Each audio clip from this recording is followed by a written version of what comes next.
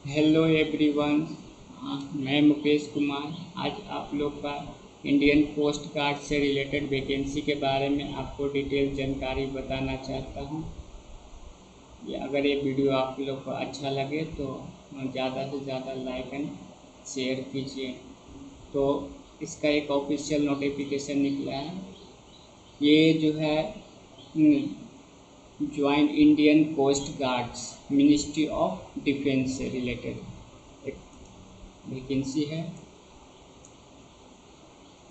इसमें जो वैकेंसी निकला है, assistant commandant general duty technicals engineering and electrical electronics for 2027 batch के लिए निकला हुआ।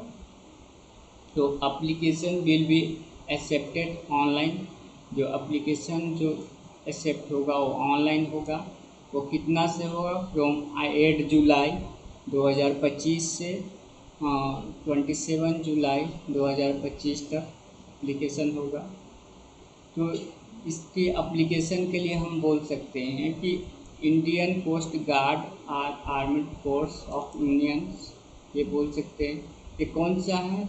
ग्रुप ए पोस्ट है, गैजेटेड ऑफिसर का पोस्ट है। Online registration of online application will be through coast guard recruitment. ये जो मेन वेबसाइट है, मेन वेबसाइट कौन सा है? ये मेन वेबसाइट है। इसका एलिजिबिलिटी क्राइटेरिया के बारे में हम डिटेल जानते हैं कि कैसे हम अप्लाई करते हैं, उसका एलिजिबिलिटी क्राइटेरिया क्या है। तो फर्स्ट हो गया, पहला तो इंडियन सिटीजन होना चाहिए, हैविंग फॉलोइंग मिनिमम क्वालिफिकेशन के लिए। पहला होगा जनरल ड्यूटी यानी जीडी। इसमें एज लिमिट है मिनिमम 21 ईयर और मैक्सिमम 25 ईयर्स एज पर 1 जुलाई 2026 तक। That is the born between 1 July 2001 and 30 June 2012 born date inclusive. मतलब इससे 1 जुलाई 2001 से पहले नहीं होना चाहिए और 30 जून 2025 के बीच ये करना चाहिए। जेंडर ओनली मेल के लिए है, मेल के लिए। Education qualification should hold on a graduate degree from recognize university, graduation होना चाहिए। सेकेंड में पहला ग्रेजुएशन होना चाहिए। सेकेंड में mathematics and physics as subject up to intermediate और class 12 physics and mathematics class 12 में होना चाहिए। And candidate who have completed graduation after diploma, अगर जो कैंडिडेट डिप्लोमा के बाद ग्रेजुएशन हो किया है वो भी इसमें एलिजिबल है। यहाँ पर एज रिलैक्सन होगा 5 इयर्स, एज रिलैक्सन होगा। For the personal service in coast guard, अगर जो कोस्ट गार्ड में पर्सनल सर्विस होगा तो उसे 5 ईयर का एज छूट दिया जाएगा। दूसरा होगा टेक्निकल में मैकेनिकल एंड इलेक्ट्रिकल या इलेक्ट्रॉनिक्स के लिए सेम एज लिमिट सेम होगा, मिनिमम 21 से 25 ईयर्स होगा एज ऑन 1 जुलाई 2026। इसमें भी ओनली मेल कैंडिडेट के लिए एप्लीकेबल होगा। एंड जो should hold on engineering degree from recognized university in naval architectures or mechanical or marine or automotive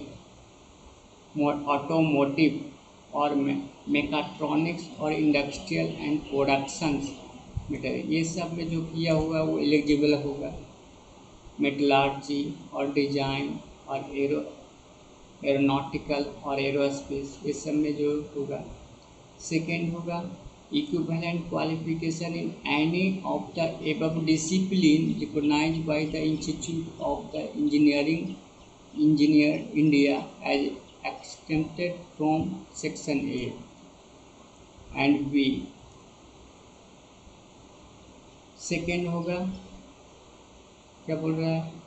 should hold an engineering degree from a recognized university in electrical और electronics और telecommunication और instrumentation और instrumentation and control और electronics and communication और power engineering और power electronics, ये जो भी है वो सभी अप्लीकेबल है अप्लाई करने के लिए।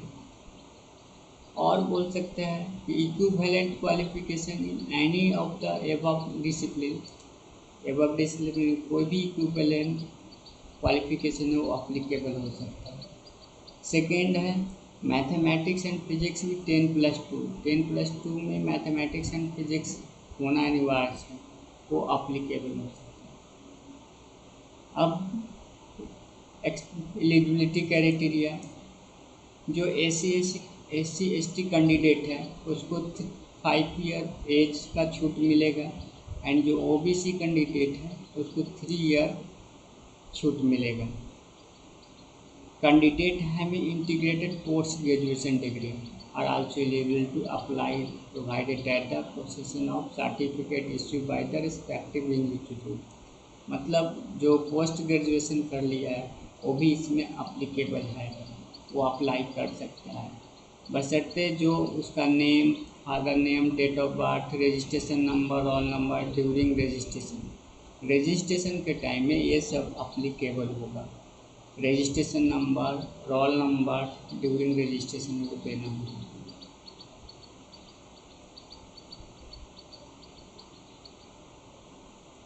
आप बोलो Indian coast guard the discussion of fixed qualification marks in any all the subject for the examination and decide on the number of candidates shortlisting।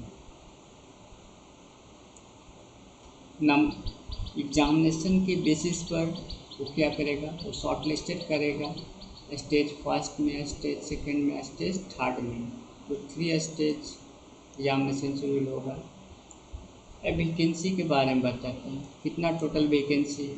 ये टेंटेटिव वैकेंसी है। टेंटेटिव वैकेंसी मतलब ये ज़्यादा भी हो सकता है और कम भी हो सकता है। तो ये जनरल ड्यूटी कोस्ट गार्ड के लिए टोटल वैकेंसी 140 है, जिसमें SC 25, ST 24, OBC 35, 10 EWS and 40 अनरिजर्वेड। Technical में इंजीनियरिंग, इलेक्ट्रिकल और मैकेनिकल के लिए टोटल 30 है वैकेंसी है, टोटल 30 वैकेंसी। तो टोटल वैकेंसी हो गया 170 वैकेंसी हो गया, जिसमें SC 28, ST 28, OBC 43, EWS 12, अनरिजर्वेड 59, total 170 vacancy हो गया। अब सिलेक्शन प्रोसीड्यूर है। सिलेक्शन जो प्रोसीड्यूर होगा वह टोटल वेरियस स्टेज 1 से 5 स्टेज करना होगा, सिलेक्टेड करना होगा। Stage 1, 2, 3, 4, 5 compulsory of recruitment ICG। इसमें स्टेज फर्स्ट में क्या होगा, स्टेज फर्स्ट में coast guard common admission test होगा। इसमें कैंडिडेट फॉर ऑल ब्रांच जो भी है shall appear in computer based online screening test known as GCAT। इस टेस्ट में क्या होगा, टोटल 100 मल्टीपल चॉइस क्वेश्चन होगा, कैरिंग 4 मार्क्स। कितना मार्क्स का होगा, टोटल 4 मार्क्स का होगा। एक क्वेश्चन में 4 मार्क्स का होगा for correct answer, and negative marks for each incorrect answer के लिए। नेगेटिव के लिए 1 जो नेगेटिव होगा वो गलत होगा, उसके लिए 1 मार्क्स काट लिया जाएगा। सही के लिए 4 मार्क्स और नेगेटिव के लिए 1 मार्क्स काटा जाएगा। ड्यूरेशन 2 आवर्स का, टोटल ड्यूरेशन 2 आवर का होगा। यानी इंग्लिश कितना का होगा, 25 का, reasoning 25, general mathematics and aptitude 25 marks question होगा। जनरल नॉलेज 25 क्वेश्चन होगा। एक क्वेश्चन 4 मार्क्स का है, एक क्वेश्चन गलत होने पर 1 मार्क्स कट जाएगा, टोटल 2 आवर का होगा। इसके बेसिस पर स्टेज फर्स्ट परफॉर्मेंस के बेसिस पर क्या होगा, वो शॉर्ट लिस्टेड होगा। शॉर्ट लिस्टेड होकर के उसका नॉर्मलाइजेशन जो निकलेगा, अगर अलग अलग स्टेज में है तो ये फॉर्मूला के बेसिस पर वो नॉर्मलाइजेशन आएगा, नॉर्मलाइजेशन होगा, उसके बेसिस पर वो परफॉर्मेंस निकलेगा। स्टेज सेकेंड में जो प्रीलिमिनरी एग्जामिनेशन के बेसिस पर जैसा परफॉर्मेंस किया वो सेकेंड के बेसिस पर शॉर्ट लिस्टेड होगा। इसका जो टेस्ट सेंटर होगा नोएडा होगा, गोवा, चेन्नई, कोलकाता, शिलोंग, गुवाहाटी, गांधीनगर सेंटर, इस समय वहाँ पर सेंटर टेस्ट के लिए अपीयर हो सकता है। स्टेज फर्स्ट के परफॉर्मेंस के बेसिस पर सेकंड में शॉर्ट लिस्टेड होगा, सेकंड में शॉर्ट लिस्टेड होगा, उसको जो सेंटर होगा नोएडा, गोवा, चेन्नई, कोलकाता, शिलोंग, इस सब में। फिर डॉक्यूमेंट वेरिफिकेशन होगा। तो ये टोटल जो डिटेल्स हमने आप लोग को ऑलरेडी बता दिया। अगर ये वीडियो आप लोग को अच्छा लगे